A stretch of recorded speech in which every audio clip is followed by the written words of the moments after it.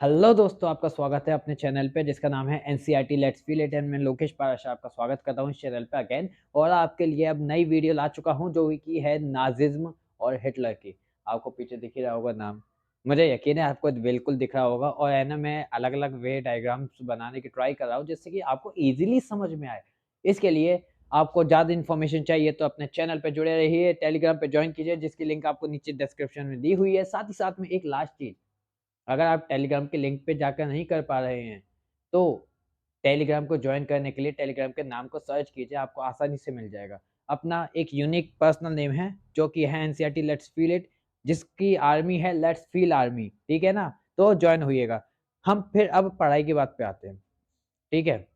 आते हैं, चलो पढ़ाई की बात पे आते हैं। उससे पहले नहीं, सीधे पढ़ाई पे आते हैं। बाद में बताऊँगा क्योंकि आप एंडिंग तक नहीं बनते। आपको एंडिंग में कुछ बढ़िया-सी बात बताऊँगा, टेंशन नहीं लीजिए। लेकिन अभी अपन थोड़ा-सा पढ़ाई पे देखते हैं कि कल हमने कहाँ पे एंड किया था? क्या हमने कल तक पढ़ा था? तो कल हम देख चुके थे कि वर्ल्ड वॉर फर्स्ट, जो कि विश्व युद्ध फर्स्ट है, वो किन-किन के बीच हुआ? किस वजह से हुआ? सर्बिया के मतलब ऑस्ट्रिया का जो राजकुमार था, सर्बिया में गया और सर्बिया में जाकर उसने मतलब सर्बिया में गया और सर्बिया में किसी ने उसको शाम को खत्म, रात को गायब कर दिया। मर गया ऑस्ट्रिया का राजकुमार। ऑस्ट्रिया की तरफ से इम्पीरियलिज्म की एक भावना के साथ जर्मन युद्ध चालू करता है, सर्बिया पे अटैक करता है। सर्बिया किसका दोस्त? सर्बिया फ्रांस, यूरोप में मतलब यूरोप के अंदर फ्रांस और ब्रिटेन, रशिया इन सब के दोस्त है। और सर्बिया पे अटैक होने की वजह से ये सब भी है ना उस युद्ध में कूद गए। जर्मनी, ऑस्ट्रिया और ओटोमन तुर्क को भी इन्होंने अपने साथ मिला लिया।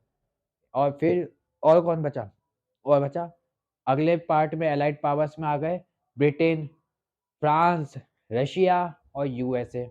और भी 37 कंट्रीज मिल चुकी थी इस भावना से कि हमें भी है ना दूसरों के देशों पे कब्जा करने का मौका मिल जाएगा इसी बहाने। और ये सोच को कहा गया था इम्पीरियलिज्म। मैंने आपको कल बताया था, ये याद रखना इम्पीरियलिज्म, क्योंकि ये आपको 10th में भी है ना ये वर्ड बहुत ज़्यादा डीप होकर आएगा। क्योंकि फर्स्ट वर्ल्ड वॉर की मेन वजह जो थी ना, वो यही एक सोच थी कि इम्पीरियलिज्म के चलते हुए हम देशों पे आक्रमण करें और उन देशों को अपने कब्जे में कर लें। फिर सेकेंड वर्ल्ड वॉर के बाद ये सारी चीज़ दूर होती गई और फिर देशों पे कब्जा करना, कॉलोनीज़ बनाना, ये सब है ना दूर होते-होते ऐसा भी हुआ कि आज के वक़्त में किसी की भी कॉलोनी, किसी भी देश की है ना कॉलोनीज़ नहीं है, समझे ना? तो अब देखो, कल का देख लिया अब हमने, अब हम देखते हैं थोड़ा-सा आगे का। आगे का देखने के लिए अब हमने ये तो जान लिया। देखो, जर्मन में एक एक रिपब्लिक ऑर्गेनाइजेशन बन गई, एक गवर्नमेंट बन गई। गवर्नमेंट का नाम क्या था? Weimar Republic. ये वाइमर रिपब्लिक जो गवर्नमेंट थी, ये क्या थी? एक तरह की पार्लियामेंट, है ना? संसद। ये संसद क्या होती है? संसद एक ऐसी चीज़ जो कि कानून को बनाती है, कानून को फ़ॉलो करवाती है और कानून को फ़ॉलो करवाने के बाद अगर कानून में कुछ गलती हो तो उसको सही करने के लिए कटघरे में भी खड़ा कर देती है। मतलब जज के सामने भी खड़ा कर देती है। इसे 3 भागों में बाँटा गया। क्या-क्या तो है भाग, क्या-क्या थे? पहला लेजिस्लेचर, दूसरा एग्ज़ीक्यूटिव, तीसरा जुडिशरी, है ना? मतलब जैसे कि आप मानिए, कानून ने बना दिया कि हेलमेट पहनकर ही आपको सड़क पे चलना है, बाइक पे अगर आप बाइक चला रहे हैं तो। कानून है, किसने बनाया? ये बनाया एग्ज़ीक्यूटिव ने। मतलब ये बनाया था विधायिका ने, विधायिका, ठीक है? फिर विधायिका के बाद अगला कानून को पालन करवाना उसका काम था ये एग्ज़ीक्यूटिव का। एग्ज़ीक्यूटिव मतलब कार्यपालिका। फिर इसके बाद हम देखते हैं कि है ना अगर कानून कोई फ़ॉलो नहीं कर रहा तो उस पे केस होगा और केस कौन करेगा? जुडिशियरी मतलब न्यायपालिका, ठीक है ना? इंग्लिश और हिंदी दोनों में आपको ये नाम बताए हैं, तो आप लोग आसानी से समझ गए होंगे मुझे यकीन है, ठीक है ना? अब देखो, अब हम आगे चलते हैं इस चीज़ पर। आगे की बातें हमने देखी, तो हम देखते हैं कि जब है ना ये पार्लियामेंट बनाई गई थी, तो जैसे हम अपनी पार्लियामेंट को कहते हैं नॉर्मल पार्लियामेंट, मतलब संसद। ऐसे ही अमेरिका की एक पार्लियामेंट थी जिसका नाम था राइक्सटैग। क्या नाम था? राइक्सटैग। ये राइक्सटैग भी सेम ही इसका है ना प्रोसीजर था कि है ना जैसे ही कानून को बनाओ, मतलब लॉ को बनाओ, लॉ को है ना फॉलो कराओ, then if someone are not follow the law then give the punishment on because of behalf of the law, ठीक है ना, लॉ के बिहाफ में उसे पनिशमेंट दो कि उसने लॉ फॉलो नहीं किया, that's why we give you punishment, ठीक है ना। जज ये कह सकता है, आप नहीं कह सकते, क्योंकि आपने कहा ना तो सामने वाला ले लठ बजा देगा, समझे ना। राइस टैग, अब राइस टैग हमने देखा कि अमेरिका की पार्लियामेंट है, ऐसे ही जर्मन ने अपनी पार्लियामेंट बना दी जिसका नाम नॉर्मल था, जर्मन पार्लियामेंट, समझे ना।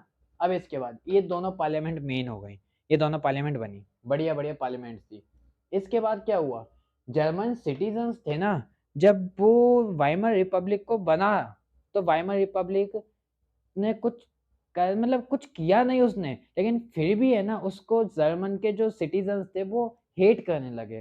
What the reason on behind of it, क्या ऐसे रीजन थे जिसकी वजह से है ना वो हेट कर रहे थे।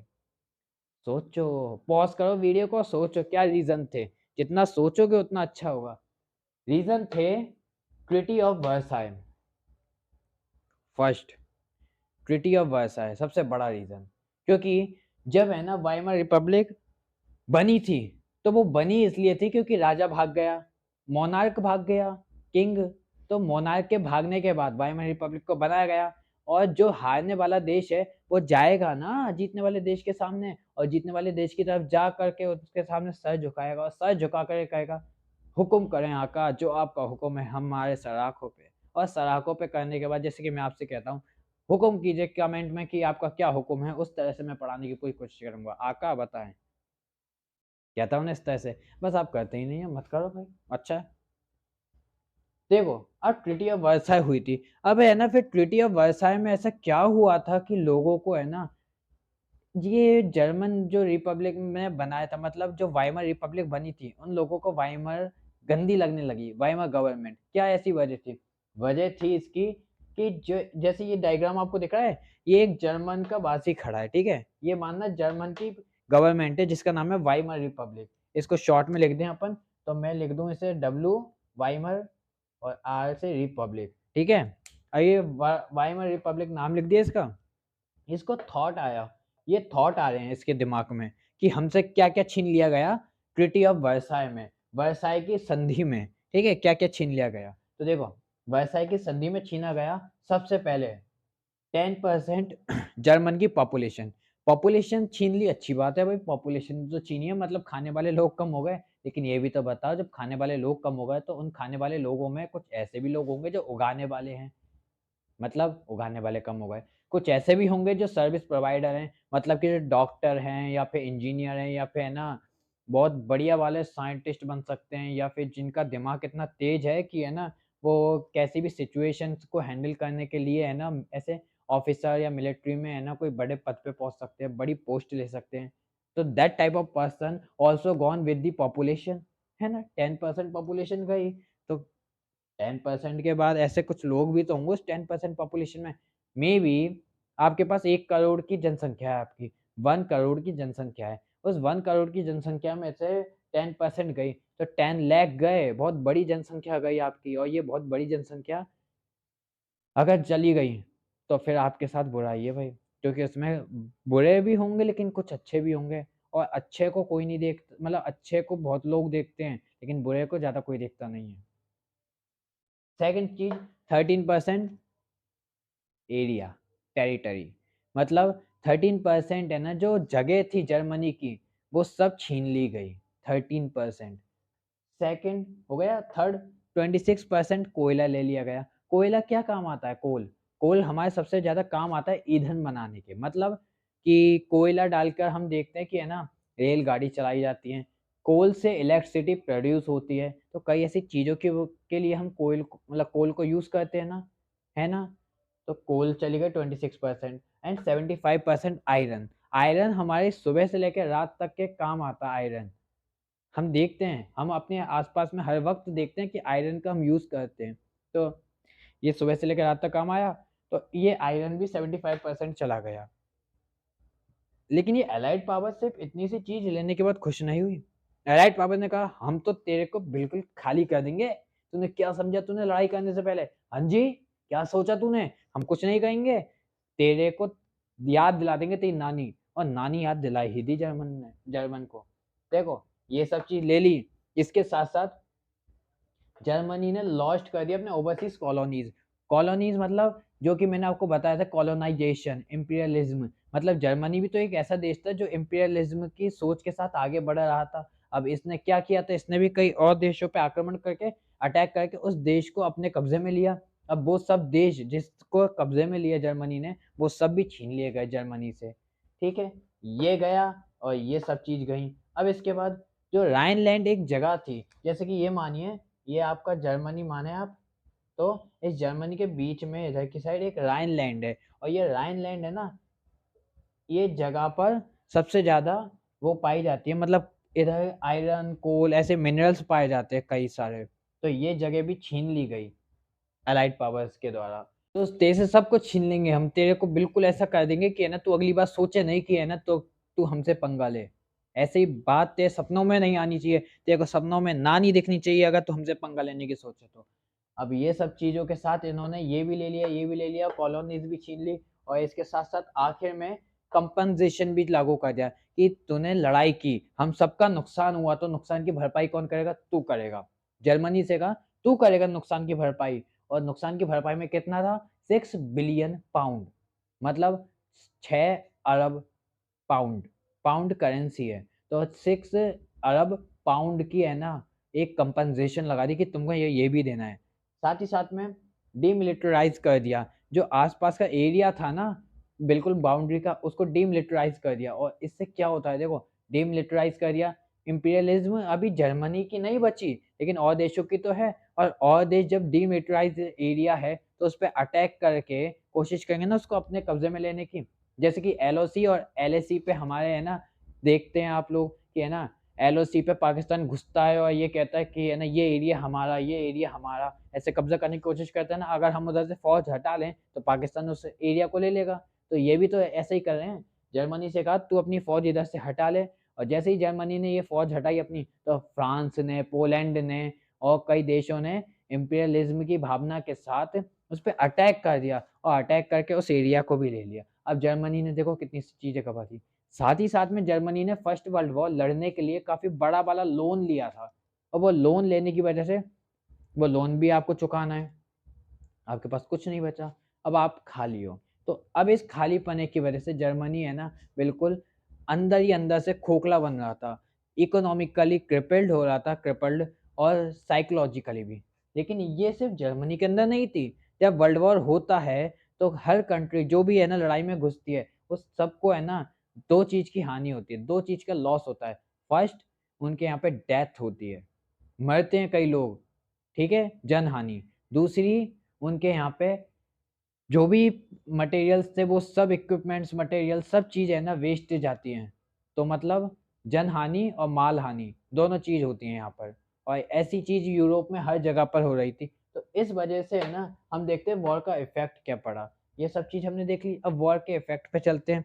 तो वॉर का इफेक्ट पड़ा कुछ ऐसे कि है ना, लड़कों मतलब जो कुछ ऐसे पागल लोग थे जो कि है ना कहते थे कि है ना जर्मनी से ये सब छीन लिया, आप सबको ऐसे छोटे छोटे बच्चे होते थे जैसे कि आप और मेरे जैसे लोग, हमसे अपन से कहते थे जर्मनी के लोग कि है ना आपको शर्म आनी चाहिए, इससे बढ़िया आप लोग डूब के मर जाएं, लड़कों को रोना नहीं चाहिए चाहे कुछ भी परेशानी हो। जब लड़के या लड़कियां भूख से है ना तड़पते थे, मतलब क्योंकि सब कुछ ले लिया गया उनसे, अब सब कुछ ले लिया तो मतलब भूखे रहेंगे वो बेचारे। तो अब भूखे रहेंगे तो उनके लिए कुछ तो तैयारी करनी पड़ेगी ना, कुछ तो देना पड़ेगा उन्हें खाने के लिए। तब ऐसे में वो बेचारे परेशान थे, वो रोते थे, तो उनको रोता देख के कुछ पागल लोगों ने ये भावना बना दी, ये है ना बातें कहना चालू कर दिया कि you are a very bad person because you are crying like a lady, like a girl, है ना, लड़कियों की तरह रोते हो तुम लोग, तुम्हें शर्म आनी चाहिए। ये सारी बातें कहने लगे कुछ लोग, और ऐसे ही है ना ये थॉट आया कि लड़के कभी रोते नहीं है, बॉयज आर नॉट क्राई, ये थॉट आया था जर्मनी से, ठीक है ना। अब इसके बाद सेकंड बोल रहे थे, यही लोग बोल रहे थे कि trench life is waste, best कह रहा हूं मैं, इधर इधर है ना गलती से ये वेस्ट लिख दिया है, सॉरी, ये है बेस्ट। मतलब ट्रेंच लाइफ है ना जो फौजियों की ट्रेंच लाइफ है वो सबसे अच्छी होती है। क्या शौक होते हैं, क्या सुकून होता है, सामने वाले दुश्मन के सर पे बंदूक रखने का क्या ही रुतबा होता है, क्या मजा आता है इन चीजों में। ये सारी बातें कर रहा था जर्मन, जर्मन के लोग, जर्मन के बच्चों से। और ये बच्चों से कहते हैं ना, जो बच्चों को सिखाया जाएगा बच्चे वैसे ही बनेंगे। तो ऐसी ऐसी बातें सिखाई जा रही थी जर्मन के लोगों के द्वारा बच्चों को। मतलब ट्रेंच लाइफ क्या होती है? Trench life is a life which is shows the terrible situation in front of the soldiers. Soldiers के सामने ऐसी टेरिबल सिचुएशन खड़ा कर देती है कि सामने आपके दुश्मन और पीछे आप इधर खड़े ही हो। अब आपको बचना है, गोली चलानी भी है, गोली से बचना भी है। कैसे बचोगे? तो आप या तो नीचे गड्ढा खोद दो, या फिर है ना मिट्टी को है ना ऐसे ऊपर की साइड रख दो। मतलब जैसे कि ये प्लेन एरिया है, ठीक है, प्लेन एरिया है। अब या तो है ना इधर की साइड ऐसे गड्ढा खोदो और इस गड्ढे में है ना इधर खड़े होकर गोली चलाओ, गोली चला के नीचे झुक जाओ, ऊपर हो जाओ, फिर गोली चलाओ, फिर नीचे झुक जाओ, फिर ऊपर हो जाओ, ऐसे तरह की। और दूसरी कि यही है ना वही ऐसे एरिया जिस पे खड़े हैं, तो इधर मिट्टी का है ना एक टापू सा बना दो छोटा सा, और इस टापू के पीछे छुप जाओ और ऐसे छुपके से गोली चलाओ, पीछे हो जाओ। इस तरह की है ना तकनीक अपनाई गई और इस लाइफ को कहते हैं ट्रेंच लाइफ। समझे ना ये ट्रेंच लाइफ के बारे में? ऐसी चीज है ना वेस्ट, ऐसी चीज बेस्ट है। ये बात बोलने लगे थे ये कुछ पागल लोग, जिन्होंने कहा कि boys are not crying like a girl, boys are strong, ऐसी ऐसी बातें बोल रहे हैं। तीसरी बात क्या बोली? ऐसे वक्त में जब यूरोप है ना टूट गया था साइकोलॉजिकली और इकोनॉमिकली, तो इसके जो पहले यूरोप को कहा जाता था कि यूरोप कर्ज देता है, मतलब लोन देने वाला है यूरोप। यूरोप के पास बहुत सारा धन है, बहुत सारा अमाउंट है, बहुत सारा मतलब ऐसे ऐसे कहते हैं ना करेंसी वगैरह हद से ज्यादा है, गोल्ड है, सिल्वर है, सब कुछ है यूरोप के पास। इसलिए यूरोप से आपको कर्ज लेना है तो ले लो, ऐसी बात थी। लेकिन जैसे ये वर्ल्ड वॉर फर्स्ट हुआ ना, उसके बाद यूरोप ने कर्ज लेना चालू कर दिया वापस। मतलब पहले कर्ज दे रहा था, लोन दे रहा था, लेकिन फर्स्ट वर्ल्ड वॉर के बाद लोन लेना चालू किया यूरोप ने। अब ये फर्स्ट वर्ल्ड वॉर के बाद लोन लेना चालू कर दिया। अब इसके बाद क्या था? ये सब जो प्रॉब्लम्स थी ना, इसके बाद ये प्रॉब्लम सबसे ज्यादा भुगत रहे थे इन्फेंट वाइमर स्ट्रगल। ये कहता है कि जो नवजात था ना वाइमर, जो अभी अभी बना था, 1918 में ही तो बना था, तो 18 के बाद नवंबर में है ना ये बना था, तो 1918 में ये बना। और बनते ही है ना ये वाइमर गया था ट्रीटी ऑफ वर्साई में, और उसने है ना इतनी सारी चीजें गवा दी। इस वजह से लोग ऐसे है ना नाराज हो गए, और है ना कुछ ऐसे लोग थे जो ऐसी ऐसी बात करते, ट्रेंच लाइफ अच्छी है, वाइमर ने मरवा दिया, ये सब चीजें गब्बा दी हमसे, और हमारे पास कुछ नहीं बचा, हम भिखारियों की तरह हो चुके हैं, ऐसी ऐसी बात कहने लगे ना।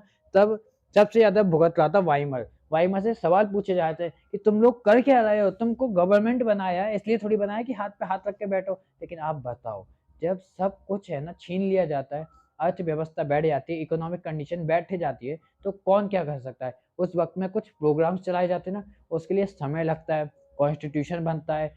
हमने देखा है कि है ना कैसे कॉन्स्टिट्यूशन बनता है, कितने साल लग जाते हैं। ये तो 1918 में बना, और ये से कह रहे हैं कि है ना कब बनाएगा, कब आगे बढ़ेगा, क्या करेगा, ऐसी ऐसी बातें हो रही थी। तब जाके जर्मन सॉरी, जर्मन की वाइमर जो कमीशन है ना, वाइमर जो ये है ना, वाइमर वाइमर ये गवर्नमेंट, ठीक है, वाइमर रिपब्लिक, ये बहुत ज्यादा परेशान हो गई। ऐसे में इस पे क्या क्या दिक्कतें आ रही थी, देखो। Burden of war guilt, war guilt 6 billion pound का वॉर गिल्ट इसका वर्डन था इसके कंधों पे।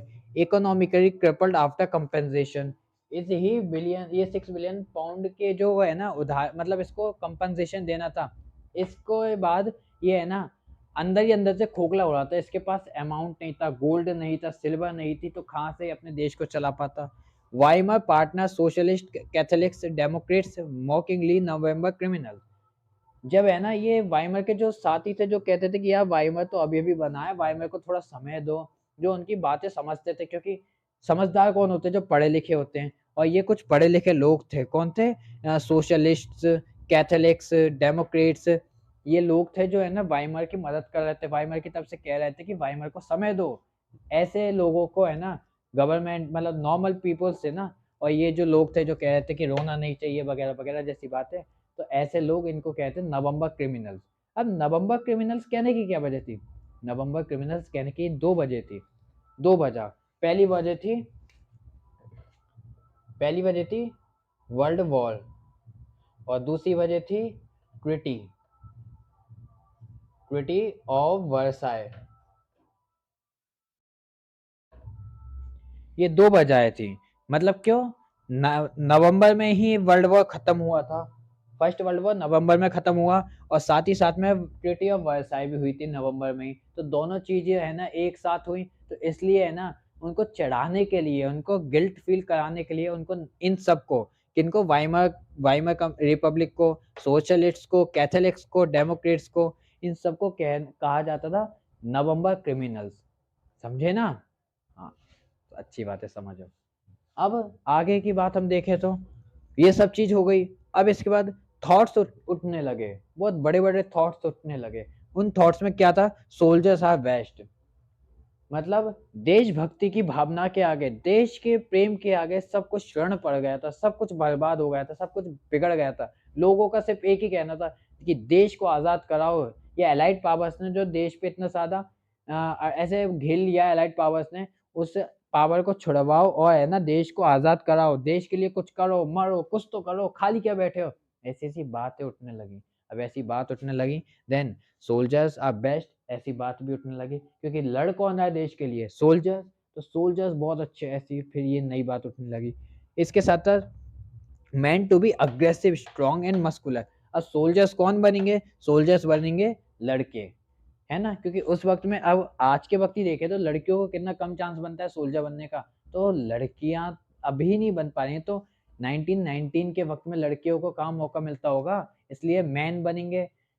तो मेंस को क्या होना चाहिए? लड़कों को कैसा होना चाहिए? लड़कों को होना चाहिए अग्रेसिव, गुस्से वाला, स्ट्रॉन्ग, ताकतवर, एंड मस्कुलर, और मसल मैन, वह बॉडी बिल्डर वाले मसल मैन। समझो, अच्छे से समझो, नहीं तो गला काट दूंगा एक टिक का।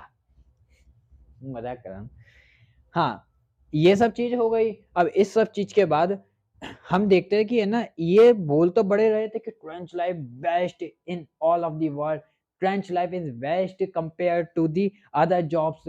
बट ट्रेंच लाइफ वालों से तो पूछो, मतलब सोल्जर्स से तो पूछो कि क्या अच्छा है आपकी जिंदगी में। देखो, सोल्जर्स ने बोला कि भाई कुछ अच्छा नहीं है, रियलिटी ये है कि हम पे लादा जा रहा है कि हम बहुत अच्छे हैं, लेकिन असलियत ये है कि है ना जहाँ पे हम लोग रहते हैं, मतलब सोल्जर्स रहते हैं, वहां पर रैट्स फीडिंग ऑन कॉर्प्सेस।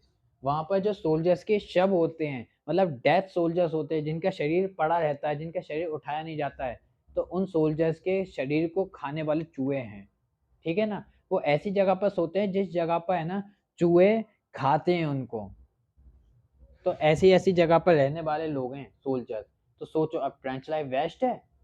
फिर पॉइजनस गैसेस, क्या पता कभी है ना रात को वो सो रहे हैं, सुबह के टाइम उठे, सामने है ना अपोजिट पावर ने, जो सेकंड अपोजिट लोग हैं जो हमसे लड़ रहे हैं, जर्मन से लड़ रहे हैं, वो लोग है ना गैस के गोले फेंक दें, और गैस के गोले फेंक दिए तो गैस कैसी होगी? वो गैस तो नहीं होगी जो मच्छर मारती है, गैस तो वो होगी जो इंसानों को मार दे। तो पॉइजनस गैस फेंकते थे। और पॉइजनस गैस, अगर ये मानो रात को वो सो रहा है, एक दो दोस्त सो रहे हैं, सुबह उठा, एक दोस्त है ना पॉइजनस गैस की वजह से मर गया और उसको चूहे खा रहे हैं। तो सोचो कितना खतरनाक, एक खतरनाक है ना इमेज होगी ये, एज्यूम करो। फिर कहा गया कि democracy weak and conservative strong. ऐसा जब सब कुछ हो रहा था ना, तब एक है ना दिक्कत आने लग गई। डेमोक्रेट्स थे ना, मतलब लोकतंत्र, ये वीक होने लगी। डेमोक्रेट्स कौन थे? वाइमर रिपब्लिक डेमोक्रेट्स थी। तो ये वीक होने लगी, और साथ में कंजर्वेटिव, जो कि राजा के वंश के थे, राजशाही शासन करने वाले थे, ये लोग कहने लगे कि तुमने हमको छोड़ा इसलिए तुम्हारे साथ ये सब हो रहा है, तुम हमें फिर से अपना लो। तो ये कंजर्वेटिव्स है। ये जब ऐसा कहने लगे ना, तब तब है ना ये स्ट्रांग होने लगे, क्योंकि वाइमर वीक हो रहा है, और दोस्त दोस्त, मतलब ऐसे दुश्मन का दुश्मन दोस्त होता है। अब वाइमर के दुश्मन कौन? वाइमर के दुश्मन है जर्मन के पीपल्स, जर्मन के सिटीजन। और एक कौन? कंजर्वेटिव। तो कंजर्वेटिव दुश्मन और जर्मन के सिटीजन दुश्मन है। तो ये दोनों एक साथ आ गए, और जर्मन के सिटीजन और इधर से है ना कंजर्वेटिव, दोनों ने हाथ मिला लिया और ऐसे ही फिर वाइमर के लिए प्रॉब्लम्स और ज़्यादा बढ़ने लगी। तो अभी हम आगे देखेंगे अगले चैप्टर में। मिलते हैं, bye bye, see you, Tata.